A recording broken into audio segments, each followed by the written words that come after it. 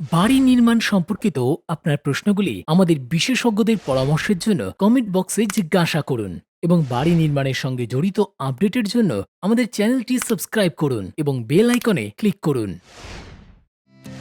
গৃহ নির্মাণের পরিকল্পনা করার সময় আবহাওয়ার কথা মাথায় রাখা জরুরি।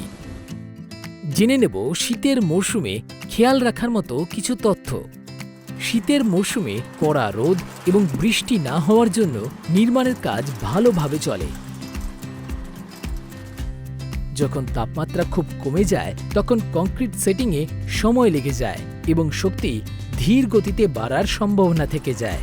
সেই জন্য কংক্রিট মিক্সিং তখন করুন যখন সূর্যের রশ্মি থাকে, অথবা আপনি গরম জলের ব্যবহারও করতে পারেন। কংক্রিটকে শীতের হাত থেকে বাঁচাতে আপনি ত্রিপল বা প্লাস্টিক দিয়ে ঢেকে রাখুন। ইঞ্জিনিয়ারের নজরদারিতে কংক্রিটে অ্যাডমিক্সচারের ব্যবহারও করতে পারেন। যেহেতু শীতকালে শক্তি ধীরে ধীরে বাড়ে, সেই জন্য সাধারণত বিমের সাইড, দেওয়াল এবং কলামের শাটারিং 5 দিন পরে খুলুন, আর বিমের নিচের দিকের প্রস্থকে 7 দিন পরে, স্ল্যাবের জন্য 14 দিন এবং বিমের সাপোর্টের শাটারিং 21 দিন পরে খুলুন।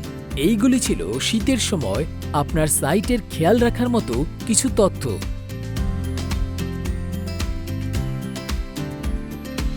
আপনার কাছে যদি এই সম্পর্কিত কোনো প্রশ্ন থাকে তাহলে আমাদের নিচে দেওয়া কমেন্ট সেকশনে জিজ্ঞাসা করুন। দেখতে থাকুন বাড়ির বিষয় আল্ট্রাটেকের পক্ষ থেকে।